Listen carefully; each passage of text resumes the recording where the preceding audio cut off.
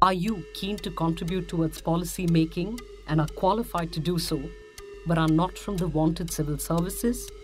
Here's your chance. Lateral entry into senior positions in Government of India has opened up. Perhaps you could even help with this. Why has the stake sale in the national carrier, billed as the biggest ever in independent India, not taken off? And she's no longer a slamless world number one. Romanian Simona Halep lifts the French Open title, her first Grand Slam. It's Monday, June 11th.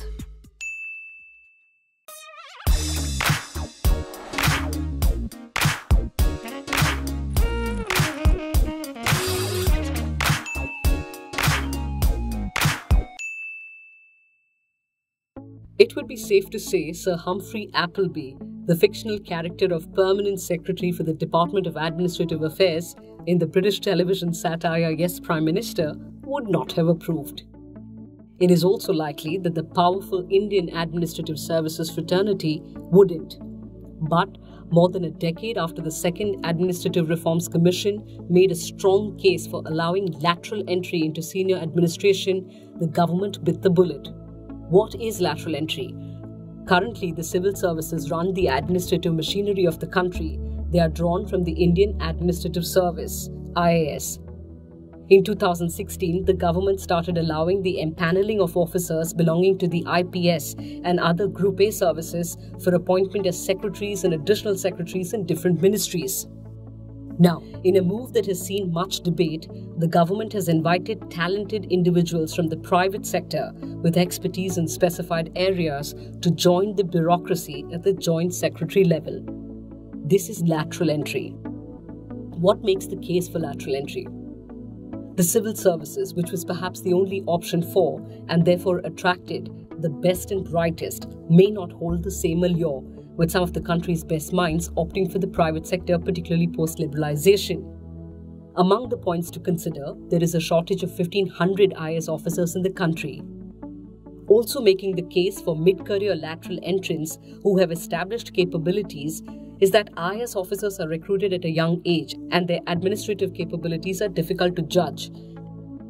And because in the IAS there is automatic career progression, even unsuited candidates are not weeded out. Lateral entry from the private sector will force better performance from the existing bureaucratic workforce. Now, lateral entries have been tested earlier in advisory and consultancy roles, mostly on an ad hoc basis. While there has been some success, there has also been hostility from the IAS network, which begs the question, will lateral entrants be able to fit into the existing system? So what will the likely challenges to lateral entry be, and what should be guarded against? Writing in the Indian Express last year, former Reserve Bank of India Governor D. Subbarao and IAS officer Gulzar Natarajan argue that a distinguishing feature of the IAS is their field experience. This cutting-edge level of exposure comes in very handy as IAS officers move up the ladder to policy making at the highest levels. The lateral entrants should therefore have a mandatory district immersion, serving at least 5 of their first 10 years in field postings. The hard grind of such field postings will make lateral entry self-selecting, drawing in only those with commitment and aptitude. Institutionalized lateral entry should be complemented with allowing regular IAS officers to specialize in sectors over time, as well as encouraging them to work outside the government for limited periods. This will enable them to compete on an equal footing with lateral entrants. But there is a potential downside to lateral entry, as pointed out by the opposition.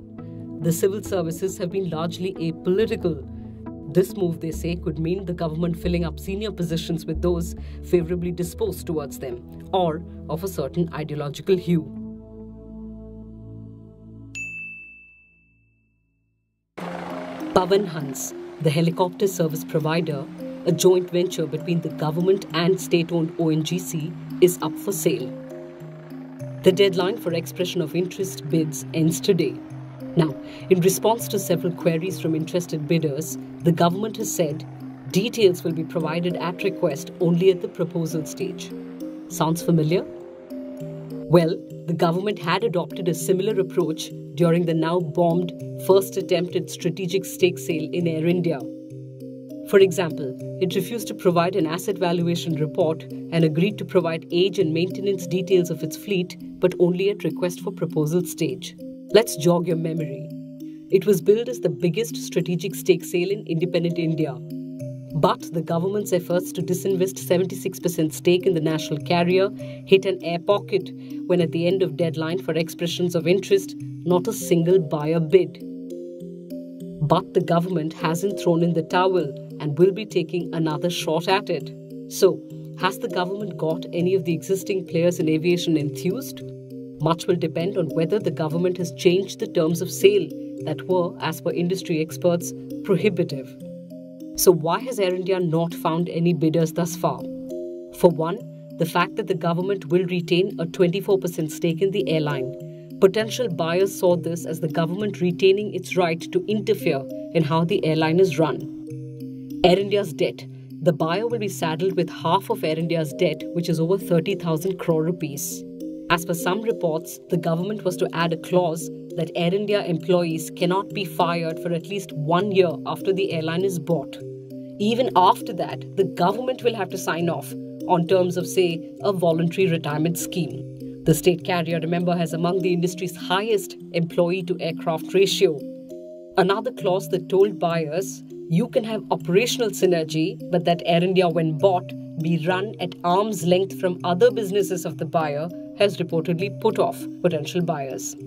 Now, what are Air India's strengths that make it attractive if the above-mentioned issues were dealt with? Entities would be interested in buying Air India for its assets. What are they? It's 2,500 international slots and 3,700 domestic slots. It's lucrative and underutilized bilateral air services agreement. Air India has 115 aircraft. Now, why is it imperative that Air India be privatized? Air India has failed to pay salaries to its over 11,000 employees on time for the third month in a row. 2 days ago, it sought proposals for short-term loans worth 1,000 crore rupees to meet urgent working capital requirements. The national carrier has already received more than 26,000 crore rupees under the bailout package of 2012. The then UPA government had approved a turnaround plan under which Air India was to receive a total equity infusion worth 30,231 crore rupees up to the year 2021, subject to meeting certain performance thresholds. It had been receiving about 3,000 to 4,000 crore equity infusion on an average per fiscal from the government till 2014. After that, the amount was gradually reduced. For 2018-19, the airline has been allocated 650 crore rupees. Chinese President Xi Jinping has accepted Prime Minister Modi's invitation for another informal summit in India next year. Similar to the Wuhan summit, which he described as a new starting point in India-China relations. Importantly, in Wuhan, the meeting that happened following a tense standoff between the two armies in Doklam, it was decided to issue strategic guidance to the two militaries to avoid a Doklam-like situation. The Chinese Defense Minister will be visiting India later this year, and National Security Advisor Ajit Doval will travel to China for the special representative level border talks. 2 agreements were signed, including an understanding that was reached to share hydrological data on the Brahmaputra River. In 2017, Beijing did not share this data. The Brahmaputra originates from Tibet and flows into Arunachal Pradesh and Assam. Regular data sharing helps India prepare for floods in the northeast. This was the second meeting between Modi and Xi this year and the 14th in the past 4 years. And in case you missed it, she's finally done it. Simona Halep no longer has the dubious distinction of being world number 1 without ever winning a Grand Slam.